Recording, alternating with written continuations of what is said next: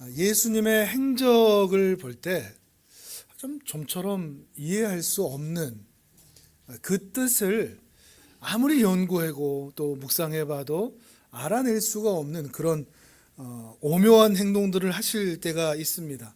앞에 요한복음 8장을 봤을 때도 가늠하다 현장에 붙잡힌 한 여인 앞에서 땅에 글씨를 쓰시죠. 왜 쓰셨을까?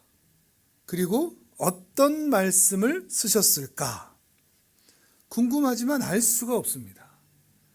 사도 요한은 아마도 알고 있을 수도 있겠는데 이것을 기록하면서 기록해 놓지 않았다는 말이죠. 침묵하고 있단 말이죠. 그래서 사람들은 여러 연구를 합니다. 해석자들은 이럴 것이다 저럴 것이다 많은 말들이 있는데 사실 진실은 알 수는 없는 것 같습니다.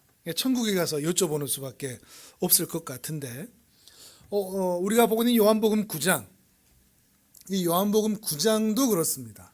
좀 이해할 수 없는 예수님의 지저분한 행동, 바로 이해하시겠죠? 어떤 건지. 왜 그러셨을까? 왜 그러셨을까? 이런 생각이 드는 행동이 있습니다. 자, 9장 6절 7절을 같이 읽어보겠습니다. 9장 6절 7절 시작. 이 말씀을 하시고 땅에 침을 뱉어 진흙을 이겨 그의 눈에 바르시고 이르시되 실로암 못에 가서 씻으라 하시니 실로암은 번역하면 보냄을 받았다는 뜻이라. 이에 가서 씻고 밝은 눈으로 왔더라. 아멘. 땅에 침을 뱉습니다. 그리고 그 뱉은 침과 흙을 이겨서 진흙을 만들어서 소경의 눈에 발랐습니다. 실로암 연못에 가서 씻으라고 했더니 소경이 씻어서 눈이 떠졌고 세상이 밝아졌다. 소경이 눈을 떴다. 이제 이런 얘기가 되는 거죠. 근데 거기에 사용되는 게 흙도 있지만 침도 있다는 거죠. 예수님의 침은 좀 다를까요? 제 침은 더러우니까 이 앞에는 누가 이렇게 별로 안 앉으시지 않습니까? 근데 예수님의 침은 좀 맞아도 괜찮을까요? 그래서 예수님의 침은 좀 경이로운 일을 만든다든지. 근데 이게 아닐 것 같죠? 이런 방법, 이런 이유는 아닐 것 같습니다. 조금 더 생각을 해보면 조금 더 지저분하게 여겨질 수 있는데 흙이 점성이 생겨서 사람의 눈에 붙을 정도면 어느 정도의 양이 필요할까요? 예수님의 침은 그냥 걸쭉해서 한 번에 딱 될까요?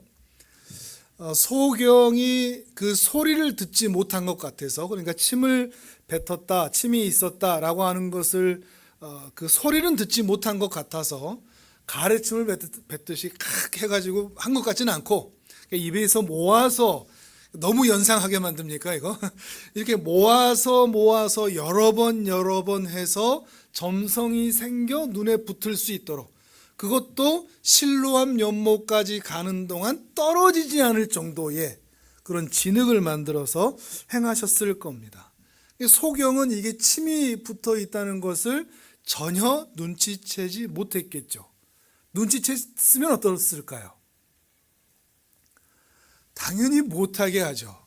지금 그런 상황인 줄 모르고 하는 겁니다. 내 눈에 침이, 이 흙에 침이 있는지 없는지. 그러니까 바리새인들을 만나도 누구를 만나도 그 침 얘기는 단 한 번도 안 했던 거죠. 예수님께서 의도적으로 알려주지 않고 하셨던 것 같기도 합니다. 아무튼 이 소경은 그 흙에 침이 묻어 있다는 것을 전혀 알지 못한 채 있었다는 것이죠. 예수님은 왜 이런 행동을 하셨을까 하는 겁니다. 여기서 이제 많은 해석학자들이 해석을 합니다. 여러 해석들이, 정말 다양한 해석들이 있는데, 하찮은 것을 이용해서, 흙이라는 하찮은 것을 이용해서 하나님의 능력으로 그를 새 사람으로 고친 것이다. 근데 이렇게 이제 좀 멋지게 좀 하죠. 근데 하나님의 능력을 보이려면 굳이 침을 사용하실 필요가 없죠. 천지를 창조하실 때처럼 떠져라, 이게 더 능력이 있지 침을 사용하는 게 무슨 능력이 있겠습니까? 그리고 새 사람을 만들어낸다는 것이 또 침으로 진흙을 발라 눈에다 붙인다는 것과 어떤 또 연관성은 있는지 사실 알기가 쉽지 않은 것입니다. 이건 역시도 천국에 가서 여쭤봐야만 알 수 있겠죠. 근데 여러 가지 해석 중에 제게 조금 와닿는 해석이 한 가지 있었습니다. 그것은 예수님이 침을 뱉은 이유 그 자체, 그것에 대한 이유와 원인은 알 수가 없지만 어찌되었든 예수님의 이 지저분한 행동은 소경의 불편한 행동을 유발했다. 이해하시겠습니까? 예수님의 이 지저분한 행동은 소경으로 하여금 움직이지 않을 수 없게 했다는 말입니다. 그러니까 떠져라 했으면 소경이 할 게 있습니까? 없습니까?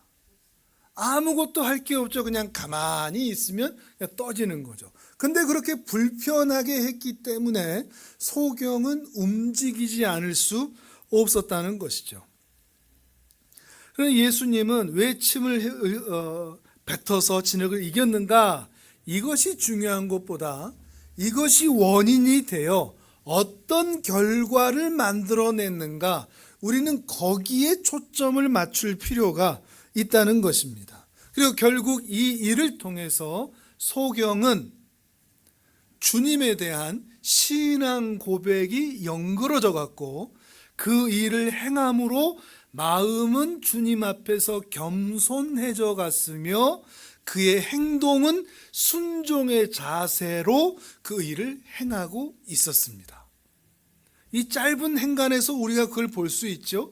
신앙 고백도 나왔죠. 주여 내가 믿나이다. 그리고 그 일을 행할 만큼 처음 본 사람의 말을 굳이 들어야 됩니까? 이런 생각이 들 수 있을 텐데 겸손히 하여 그 말에 순종했을 뿐만 아니라 또한 그 일을 행함으로 말씀에 대한 순종으로 그의 삶이, 그의 마음이, 그의 영혼이 변화되고 있다. 이걸 야기시키고 있다 하는 것을 우리가 말하고 있는 것입니다. 실제 이 일은 소경에게만 일어나는 것이 아니라 우리 모두에게도 일어나고 있는 일과 마찬가지입니다. 우리는 일상에서 내 얼굴에 침을 뱉어버리는 것 같은, 그래서 모멸감을 느끼는 것 같은, 지저분해지는, 깨끗하지 않는, 저급한, 한숨이 나오는, 게다가 실로암 연못까지 가야 되는 것 같은, 그것도 일반인이 아닌 소경이 실로암 연못까지 더듬거리고 가야 하는 고생, 불편함, 시간을 사용함, 그 가는 과정 중에 눈에 흙이 붙어 있으니 사람들이 조롱할 그런 모습들, 그런 조롱함, 자존심 상함, 이런 모든 것들을 겪는 일들 같은, 우리에게도 이 일들이 동일하게 일어날 수 있다는 겁니다. 그때는 우리도 질문을 하죠. 대체 이런 일이 내게 왜 일어나는 겁니까? 라고 말이죠. 하나님은 나를 사랑하신다면서요, 왜 나에게 쉽게 누나 떠져라 라고 말로만 하지 않으시고 이런저런 상황들, 위기들, 고난들, 고생들, 불편함들을 겪게 하시느냐? 하나님이 정말 나를 사랑하시기는 하십니까? 이렇게 따지고 싶을 때가 한두 번이 아니라는 것입니다. 그런데 이때 물어야 할 것이 뭐라고요? 왜 내게 이런 일이 일어났는가? 우리는 늘 여기에 초점을 맞추거든요. 대체 왜 이래? 누가 원인이냐? 누구 때문이야? 누구 탓이야? 우리는 이 원인에 초점을 맞추는데 이 사건을 통해서 주님은 우리에게 무엇을 주기를 원하시는가? 그리고 어떤 마음과 행동의 변화를 기대하고 계시는가? 이것이 더 중요하다는 것입니다. 예수님의 관심은 우리가 눈을 떴느냐, 그 기적에 있는 것이 아니라 기적 다음에 있습니다. 예수님의 관심은 우리는 항상 기적에 있습니다. 복권에 당첨됐다, 문제가 해결됐다, 직장에 들어갔다, 좋은 대학 들어갔다, 내가 원하던 선물이 들어왔다. 우리는 이런 기적, 그런 사건에 관심이 있지만 하나님은 항상 그 이후에 관심이 있다는 거죠. 그리고 그 이후에 그런 상황들이 펼쳐짐으로 나타나게 되는, 그리고 입게 되는 변화들, 그것을 하나님께서는 우리에게 더 주기를 원하신다는 것입니다. 그러니까 바꿔서 말하면 우리의 신앙 고백과 우리의 마음의 변화와 행동의 순종을 끌어내기 위해서 하나님은 우리에게 인생의 여러 고통과 고생과 불편함과 자존심 상함을 만나게 하신다는 말입니다. 뒤집어서 말하면, 바꿔서 말하면, 결과부터 먼저 말하면 말이죠. 이게 구약에서도 이 비슷한 일이 있었습니다. 우리가 얼마 전에 묵상했던 내용이죠. 나만 장군의 이야기입니다. 자, 열왕기하 5장을 한번 찾아보시죠. 열왕기하 5장 10절입니다. 구약 568페이지쯤에 있습니다. 우리 뒤에 친구 것도 좀 찾아주시면 좋겠네요. 4명 중에 1명 남았네. 다른 성도님들이 왔다 갔다 하면 새로 오신 분들이 배웁니다. 그래도 되나 보다 하고, 예배 시간에는 진중하게 계셔주시면 좋습니다. 새로 오신 분들이 그대로 배우거든요. 자, 열왕기하 5장 10절에서 14절입니다. 이건 화면에 안 나올 텐데요. 자, 한결이가 옆에 같이 좀 가줘라. 같이 봐줘. 혼자 있어. 성경 못 찾을 거니까 같이 좀 해줘요. 자, 열왕기하 5장 10절에서 14절 같이 읽겠습니다. 시작. 엘리사가 사자를 그에게 보내 이르되 너는 가서 요단강에 몸을 7번 씻으라. 내 살이 회복되어 깨끗하리라 하는지라. 나아만이 노하여 물러가며 이르되 내 생각에는 그가 내게로 나와 서서 그의 하나님 여호와의 이름을 부르고 그의 손을 그 부위 위에 흔들어 나병을 고칠까 하였도다. 다메섹 강 아바나와 바르발은 이스라엘 모든 강물보다 낫지 아니하냐. 내가 거기서 몸을 씻으면 깨끗하게 되지 아니하랴 하고 몸을 돌려 분노하여 떠나니 그의 종들이 나와서 말하여 이르되 내 아버지여 선지자가 당신에게 큰 일을 행하라 말하였더면 행하지 아니하였으리이까.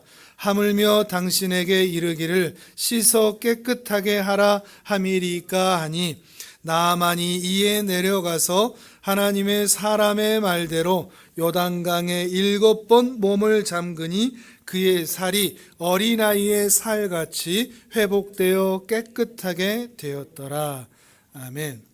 나아만은 아람이라는 나라의 큰 장군이었습니다. 근데 문제가 뭐였죠?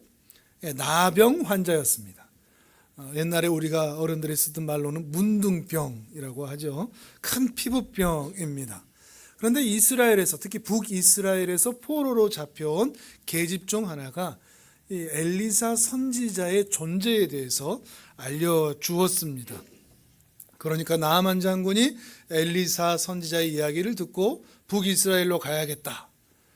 먼저 왕을 찾아가죠. 왜냐하면 선지자 하나가 나를 고칠 게 아니라 북이스라엘이란 나라가 나를 고쳐야 된다.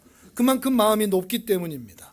그러다가 이제 왕을 통해서 엘리사 선지자가 있는 곳으로 이제 가게 됩니다. 근데 문제는 나아만 장군이 군대를 이끌고 와 있는데 엘리사 선지자가 내다보지도 않고 요단강에 가서 물을 7번 담그시오 이러고로 끝나는 겁니다. 나와서 경배하는 것도 아니고 또 말로 하는 것도 아니고 자기한테 오히려 뭘 시키는 거죠. 그러니까 지금 우리가 함께 읽은 본문에서는 나아만 장군이 화가 나 있는 겁니다.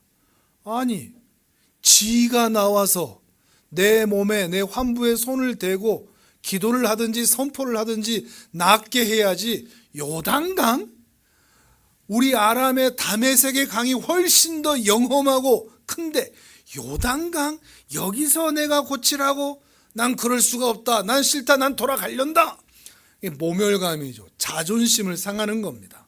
그때 종들이 아이고 주인님 뭐 큰 거 시켰으면 했겠습니까? 작은 거 아닙니까? 작은 요단강에 그 강에 가서 빠져 죽을 염려도 없는데 작은 요단강에 가서 그냥 몸만 7번 담그고 그냥 후딱 가시죠. 한번 해보시죠. 이렇게 해서 마음에 내키지 않지만 억지로라도 그 강가에 들어간 것이죠. 근데 들어가는데 어떤 일이 생긴 거죠? 나병이 나아버린 겁니다. 문둥병이 나아버린 거죠.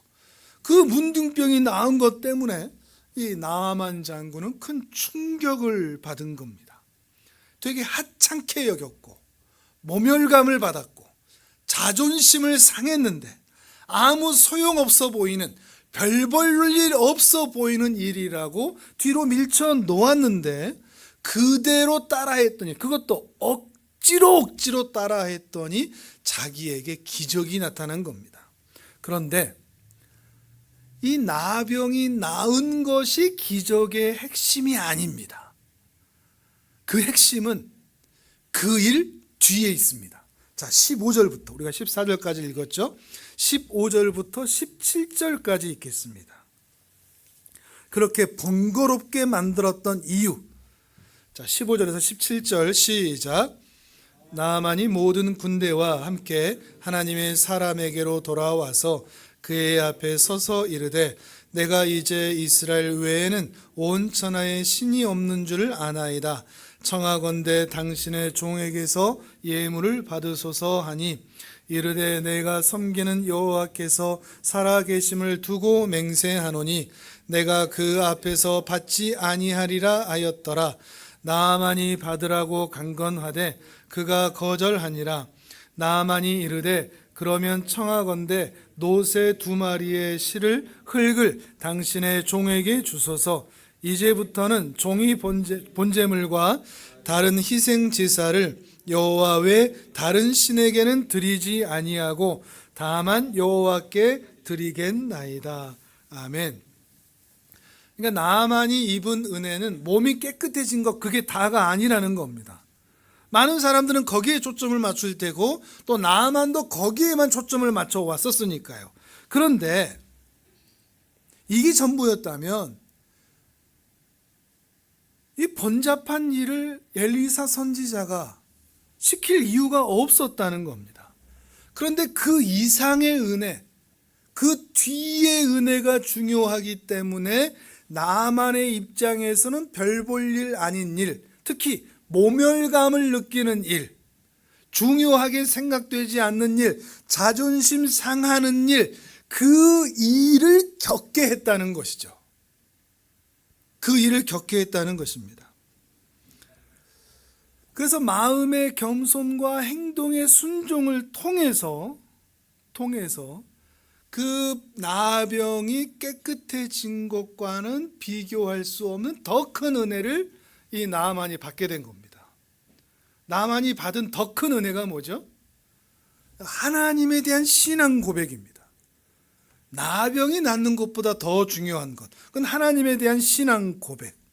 그 신앙 고백이 어떻게 해서 흘러나왔다고요? 그 번거로움 때문에, 그 혼란 때문에, 그 자존심을 내려놓음 때문에 이방인이라는 태생적 한계가 있음에도 불구하고 하나님의 자녀가 되어 하나님 나라의 백성으로 들어갈 수 있는 복된 은혜가 그 번잡한 일, 그 자존심 상하는 일, 억지로라도 했었던 그 일이 자신에게 큰 은혜를 불러왔다는 것을 말하고 있는 것입니다.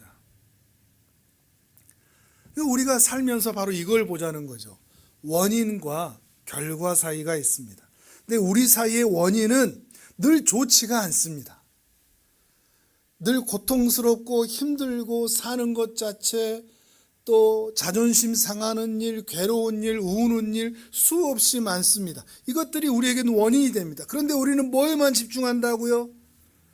이 원인에만 집중한다고. 왜 내게 이게 일어났냐고, 왜 나를 이렇게 기분 상하게 만드냐고, 왜 나를 기분 나쁘게 만드냐고, 왜 나에게 이런 질병이 생겼냐고. 그런데 이 원인이 왜 생겨난다고요? 하나님은 그 뒤에 있을 은혜와 복을 주기 위하여, 은혜와 복을 주기 위하여 이 원인과 결과 사이에 수많은 어려운 일들을 만나게 하신다는 것입니다. 우린 여기서 이걸 보는 것이죠. 이 소경도 마찬가지입니다. 오늘 우리도 마찬가지고요. 만약에 소경이 가라, 실로암 못에 가라, 싫은데 안 갔으면 어떻게 될까요? 그 번잡한 일을 하지 않았으면 어떻게 될까요? 거부했다면 어떻게 될까요? 뭐 당연한 말이죠. 나만 장군이 끝까지 고집부리고 아랫사람들이 뭐라고 조언하든지 끝까지 부리고 그냥 다메섹으로 돌아갔다면, 아람으로 돌아갔다면 나만 장군이 낫는 일이 있었을까요? 없었죠. 당연한 것이죠. 물론 우리는 손쉽게 하나님이 정말 내게 은혜를 주신다면 내 삶의 모든 영역에서 손쉽게 창조가 일어나듯 돈도 잘 벌고 학교도 잘 가고 좋은 학교 가고 연봉도 높고 집도 크고 좋은 차도 사고, 이게 기도 한 번만 딱 하면 생겨나면 좋겠다, 이런 마음을 우린 다 갖고 있습니다. 솔직히 예배 끝나면 밖에 차 한 대가 딱 서 있는, 또 다음 주 예배 끝나면 집이 하나 생기는, 예배 하나만 드리면 이렇게 되면 얼마나 좋겠습니까? 안 그렇습니까? 여러분은 소망이 천국에 있기 때문에 그런 거 중요하지 않습니까? 근데 우리는 다 이런 것들이 마음에 필요하다는 겁니다. 근데 이렇게 해주시면 좋은데 하나님은 아시는 거죠. 어떤 사람은 말씀만으로도, 주여 내가 믿나이다, 이 고백만으로도 하나님께서 은혜를 주셔서 눈을 뜨게 하는 사람도 있지만, 어떤 사람들은 이러한 고생과 수고와 자존심 상함과 긴 시간의 고통과 이런 것들이 없으면 절대 하나님 앞에 나와 엎드리지 않는 사람들이 있다는 것을 하나님은 아신다는 겁니다. 그래서 하나님은 사람 따라 하십니다. 그리고 대부분은 전자에 속할까요? 후자에 속할까요? 솔직히 후자에 속하는 거죠. 말 한마디만 하시면 예 알겠습니다 할 인간이 내가 아니라는 것을 우리는 너무나 잘 아는 거죠. 채찍이 필요하고, 때로는 당근이 필요하고, 때로는 고생하고, 때로는 힘들고, 때로는 긴 그 시간들을 지나야 되는, 자존심 상하게 하는 그런 일들을 만나는, 그런 일들을 통하여야만 우리는 바른 길로 가게 된다는 것을 우리 자신도 너무나 잘 안다는 것입니다. 하나님께서 이것을 우리를 너무나 잘 아시는 것이죠. 그래서 우리에게 신앙 고백과 하나님의 자녀됨과 마음의 겸손과 또 행동의 순종을 키우기 위해서 우리 인생의 사이사이에 어려움과 힘듦과 고생과 자존심 상함과 눈물과 상처받을 일들을 키워놓으신다는 겁니다. 숨겨놓으신다는 겁니다. 그리고 그걸 지인할 때 우리에게서 그런 변화가 일어나도록 주님이 행하신다는 것이죠. 다시 소경의 이야기를 더 깊이 한번 살펴볼까요? 자, 9장 6절 7절 다시 돌아와서요. 요한복음 9장 6절 7절을 보겠습니다.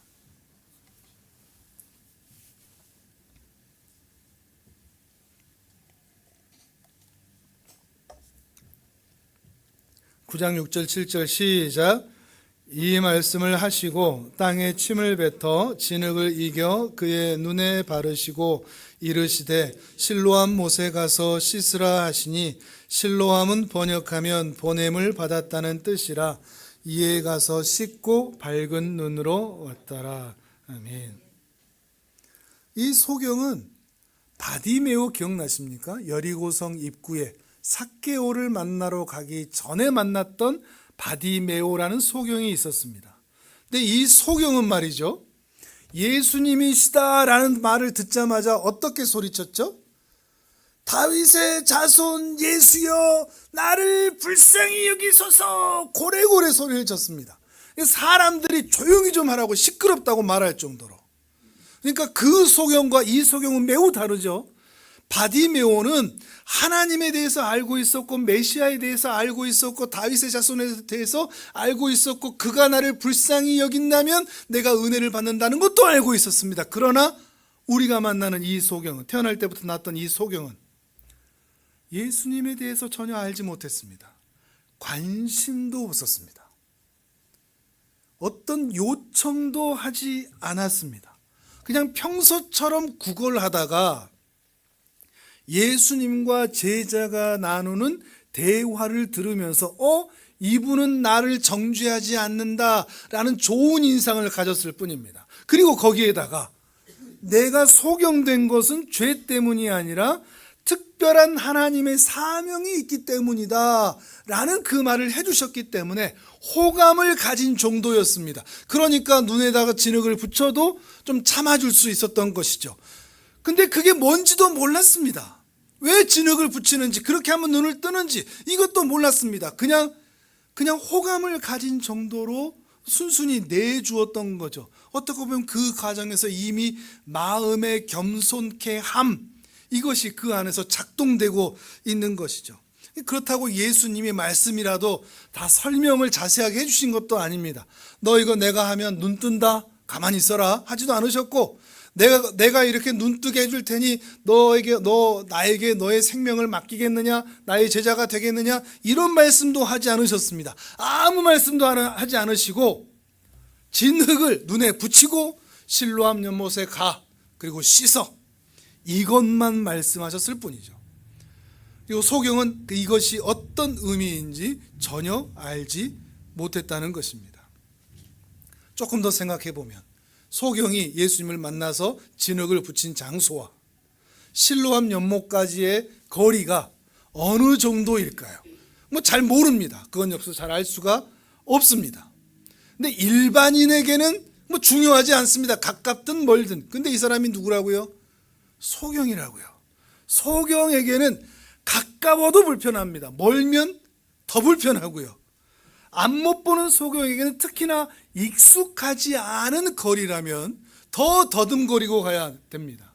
부축해 주는 사람이라도 있다면 다행인데 그런 동행자라도 없다면 이 사람은 지금 어마어마한 순종을 해야만 하는, 불편한 일을 해야만 하는,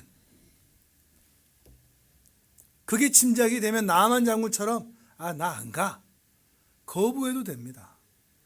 예수님이 누구라고 오늘 처음 본 분인데 이분이 시킨다고 내가 다 해야 돼? 이렇게 말할 수도 있습니다. 실제 우리 일상에서 이런 말들을 참 많이 하지 않습니까? 나 안 해, 나 싫어. 그 말씀이 뭐든 내가 꼭 그대로 다 해야 돼? 소경도 그럴 수가 있다는 것입니다. 거기다가 이 예수님이 이 소경에 대한 배려도 전혀 없는 것 같은, 소경인 거 뻔히 알면서 저기까지 가서 씻으라고 하니. 근데 그 가는 동안 뭐가 생겨나는 거라고요? 겸손한 마음과 순종의 행동이 나타난다고요. 지금 주님은 그걸 의도하고 의도적으로 불편한 길을 이 소경에게 보내고 있다는 것입니다. 실제로 그대로 갔으니 눈을 씻기 위해서 실로암 연못까지 가고 그 연못에서 물이 있는 곳까지 내려가기까지 어마어마한 에너지가 소비되었을 겁니다. 사실 안 가기도 어렵습니다. 왜냐하면 진흙이 이미 눈에 붙어 있거든요. 어차피 씻긴 씻어야 된단 말이죠. 이 방법은 참 신기합니다.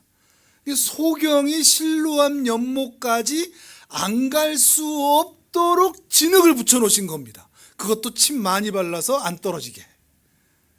이해하시겠습니까? 이 과정에 예수님의 마음을 기어이 가기를 원하는, 가도록 만드시는, 그리고 그 가도록 만드시는 예수님의 마음에 이 소경은 순순히 조용히 따라가고 있는, 그리고 그 마음 안에 신앙의 고백이 일어나고 있는,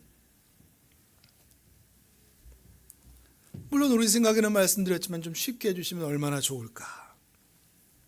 앞 못 보는 자를 위한 배려, 고난을 만난 자의 위로의 차원에서 우리들 포함해서 쉽게 고생하지 않고 힘들지 않고 천국 백성 되게 해주시고 은혜 위에 은혜를 날마다 부어주신다면 얼마나 좋을까. 하나님의 자녀가 되었으니 자존심 상하는 일 만나지 않고 사람들에게 항상 존경받고 그 누구도 나를 모함하지 않고 항상 내가 사람들 위에 서 있는, 그렇게 만들어주시면 얼마나 좋을까. 근데 소경의 이러한 상황과 마음과 힘듦, 상처를 다 아시면서도 소경에게 진흙에 눈을 붙여 힘들더라도 실로암 연못까지 가게 하시는 예수님의 마음이 있다고, 그것이 선한 마음이라고 저는 믿습니다. 그 소경 입장에서는 꼭 그렇게까지 하셔야 했어요 라는 말이 그 소경에게서도 우리에게서도 터져 나올 때가 많지만, 주님은 그렇게 하지 않으면 안 되는 주님의 선한 마음이 있다고 믿는다는 것입니다. 주님은 아무 이유 없이 우리 인생에 시험을 주시는 분이 아닙니다. 주님은 아무 이유 없이 우리가 어려운 일 만나게 하시는 분이 아닙니다. 아무 이유 없이 눈물을 흘릴 일을 만드시는 분이 결코 아닙니다.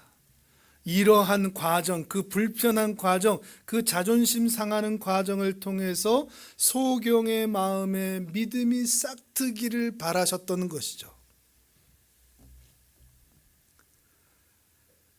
그러니까 주님께서는 마음으로는 믿음을, 행동으로는 순종의 그 마음에 일어나기를 기대하시고 이 소경을 키워가고 계시는 과정이라는 것입니다. 사람에게 믿음이 있고 순종이 있어야 하나님의 은혜를 받는다, 이 말이 아닙니다. 하나님께 은혜를 받는 자들은 고난과 고생과 불편함을 통해서 그 만나는 인생의 광야 학교에서의 그 훈련들을 통해서 마음이 겸손해지고 순종하는 자로의 변화를 경험하게 된다. 이게 은혜라고 여러 번 말씀드렸던 것입니다.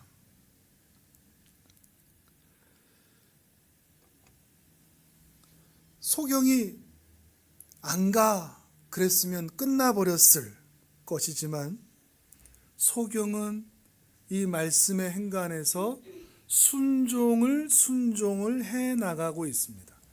그러니까 이 말씀의 행간에서 보면 이 소경의 순종을 예수님이 뽑아내고 계신다, 이것을 볼 수가 있는 것이죠.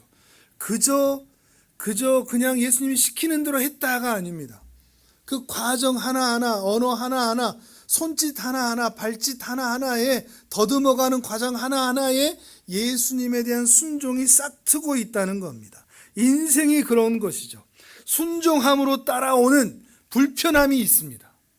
순종함으로 따라오는 그 무모함이 있습니다. 고생이 있습니다. 그런데 그것을 감수하고서라도 주님의 말씀대로 따르는 것, 이게 바로 순종이라는 것이죠. 그러니까 순종은 단순히 말씀대로 사냐 안 사냐 이 차원도 아니고, 목사 말을 잘 듣냐 안 듣냐 이런 것도 아니고, 말씀대로 하라는 것 하고 하지 말라는 것 안 한다, 십계명대로 살고 십계명대로 살지 않는다, 이 정도의 차원이 아니라 주님과의 관계에서 비롯된 그 신뢰와 믿음이 근간이 되어 주님이 원하는 것을 하고자 하는 것, 이게 순종입니다. 순종에서 절대 빠지면 안 되는 것은 율법이 아니라 주님입니다. 주님과의 관계입니다. 나와 주님과의 관계. 우리나라에서, 또 우리나라 역사에서, 또 정치적인 역사에서 순종이라는 말은 굉장히 긍정적이지가 않습니다. 왜냐하면 여기서 이 순종은 관계가 빠져버렸거든요. 나에게 명령을 내리는 사람과의 그 친밀한 관계가 사라진 채 명령만, 율법만 남아있거든요. 교회 역사에서도 그렇죠. 목사 말에 무조건 순종해. 근데 그 관계가 뭔지는 없습니다. 그냥 그래야 복받아, 그냥 기도해, 그냥 헌금해, 그냥 헌신해, 그냥 봉사해, 이런 말들만 남아있는 거죠. 관계가 바로 서지 않은 채 그저 복을 받기 위해서 또는 벌을 받지 않기 위해서 이해되지 않고 동의되지 않은데도 강압적으로 요구되어 온 것이 순종입니다. 이 시절의 순종이라는 것이 참 안타까운 모습인 거죠. 다들 이렇게 이해하고 있으니까요. 하지만 순종은 주님에 대한 자발적인 동의입니다. 주님에 대한 자발적인 동의입니다. 그런데 문제가 있습니다. 주님에 대한 자발적인 동의인데 이 동의는, 그리고 이 행함은 자주 무모할 때가 있고 불편할 때가 있고 에너지를 써야 하고 시간을 써야 되고 마음을 써야 되고 자존심을 상해야 되고 더 어려워질 수도 있다는 것에 있습니다. 순종은 멋지지만, 영적으로는 멋지지만 우리 개인적으로는 멋지지 않습니다. 순종은 힘듭니다. 순종은 나를 불편하게 합니다. 우리 앞에 영원한 생명이 있습니다. 이 땅의 것들은 아무것도 아닙니다. 썩어질 것에 여러분의 마음을 두지 마시고 돈, 집, 세상에서의 성공, 이런 것들을 중요하게 생각하지 말고 오직 하늘의 영광과 영생, 하나님의 나라, 그것에만 순종하십시오 라고 말하면 아멘 하실 분이 얼마나 될까요? 의미를 생각하고 오늘 내가 천국에 들어가기로 예약이 되어 있다면 아멘 할 겁니다. 근데 내가 살아야 할 긴 날이 있다면 내가 정말 그렇게 살 수 있을까? 쉽게 아멘이 안 됩니다. 자식들을 위해서 기도할 때 자식들이 잘 되고 또 좋은 학교 가고 좋은 직장 가고 세상에서 떵떵거리고 살 수 있도록 기도하는 것보다 그렇게 살지 못해도 예수님 잘 믿고 하나님 나라 백성이 되어 살아갈 수 있도록 그렇게 기도하십시오 라고 말씀하면 아멘 할 수 있겠습니까? 속마음으로 그래도 잘 살아야 되는데, 실제 내 기도가 또한 뭐냐 하는 거죠. 실제 자녀들을 위한 기도가 하나님의 자녀로서의 잘 사는 것에 온 힘을 다해서 기도하느냐, 아니면 그 만나는 문제가 해결될 수 있도록 온 힘을 다해서 기도하느냐. 모든 것이 다 하나님께 온 겁니다. 그러니까 우리의 가정, 우리의 집, 우리의 소유, 우리의 옷, 우리의 건강, 우리의 재정, 우리의 모든 것들이 다 하나님께서 다 주신 것이기 때문에 우리도 하나님께 최선의 것을 드리고 최상의 것을 드리는 것이 맞습니다. 여기 아멘이 되십니까? 그런데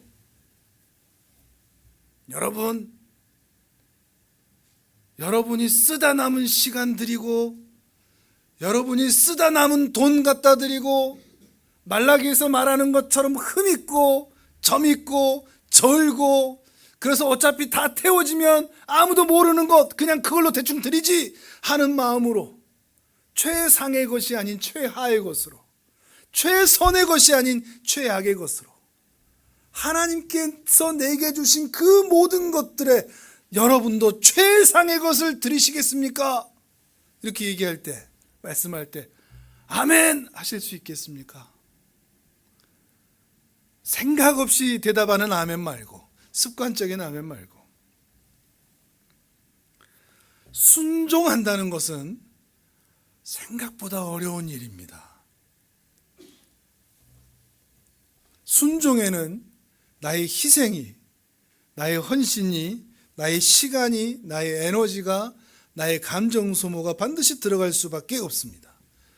순종하겠습니다, 이 말은 굉장히 위험하고 무모한 발언입니다.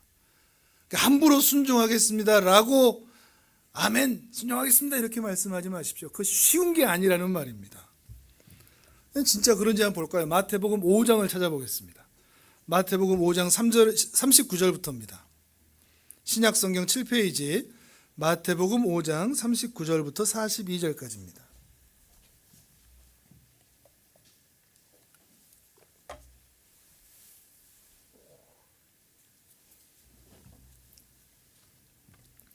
마태복음 5장 39절에서 42절, 신약성경 7페이지 39절에서 42절까지 같이 읽습니다. 시작.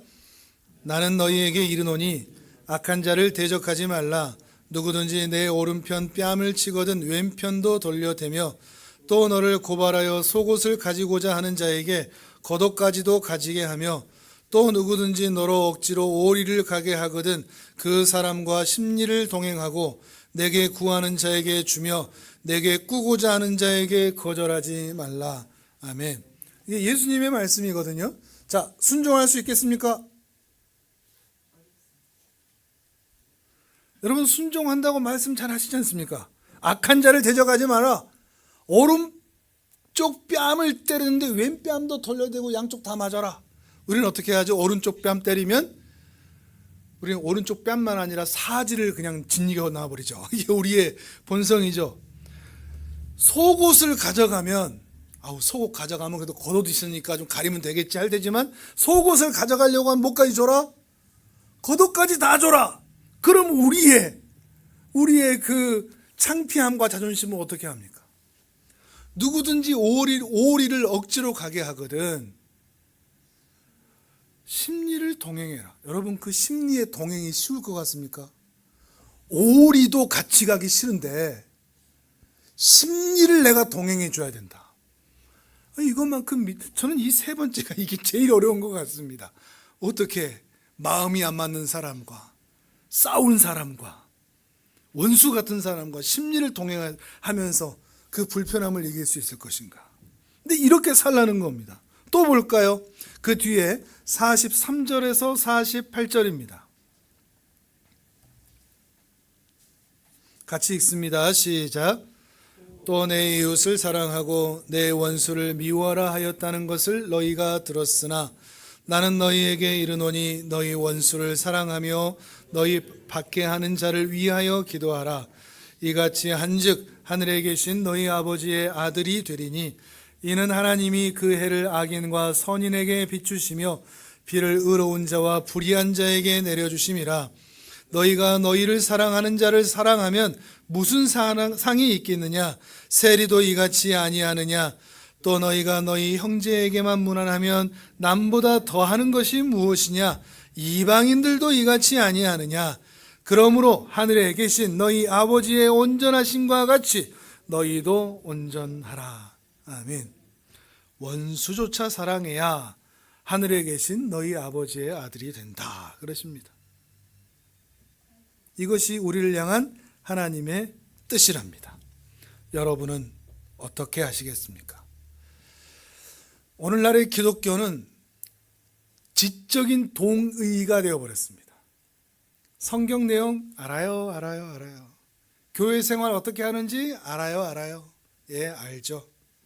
그리고 감정적인 뜨거움, 찬양 뜨겁게 하고 기도 좀 하고 그리고 봉사도 좀 하고 이런 지적인 동의와 감정적인 뜨거움과 어떤 열정적인 의지만 있으면 그게 신앙이다라고 이야기를 해옵니다. 그러면 천국에 갈 수 있다고 얘기합니다. 천국 가는 것 참 쉽다고 생각하죠. 하지만 하나님께서는 우리가 원하고 기대하는 방법으로 우리를 인도하지 않는 것 같습니다. 주님이 인도하시는 방법은, 그래서 우리를 하나님의 사람으로 만드는 방법은 침을 뱉어서 내 눈에 이기는 것 같은 그 수치, 그 불편, 그것을 감당하게 하실 때가 많다는 겁니다.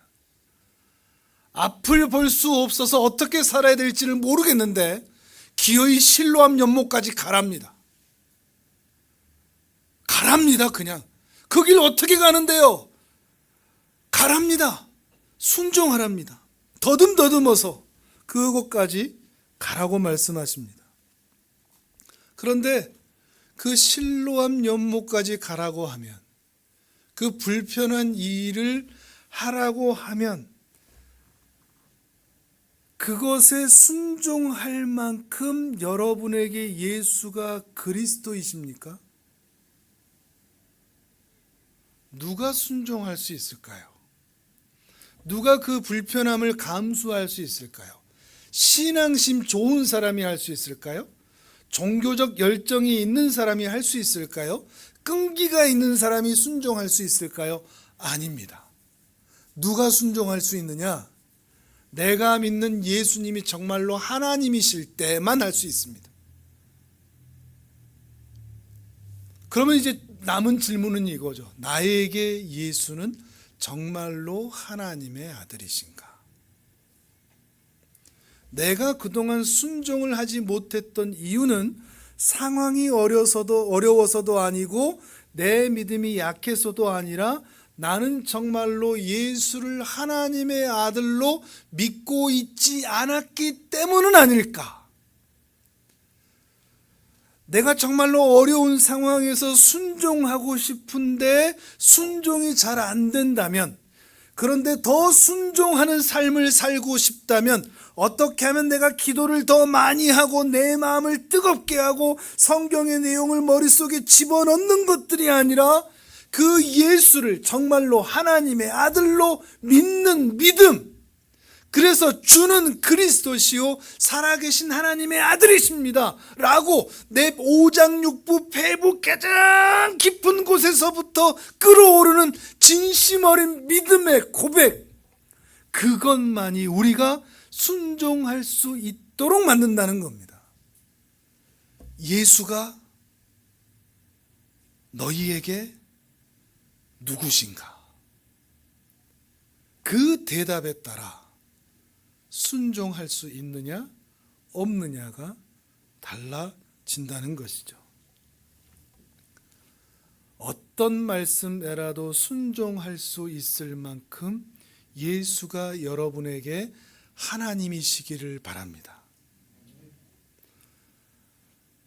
어떤 무겁고 힘들고 어려운 일이 내게 맡겨질지라도 예수가 나에게 하나님이시기 때문에 기어이 그 길을 가고야만은, 실로암 아니라 지옥의 불구덩이라도 우리를 지옥으로 보내지는 않겠죠. 사망의 음침한 골짜기라도 예수가 나의 주님이기 때문에 기어이 갈 수 있는, 어떤 순종, 어떤 불편함, 어떤 위험도 감수할 수 있는 그런 믿음의 사람이 되시기를 주님의 이름으로 축복합니다. 아멘. 우리 전 함께 기도하겠습니다.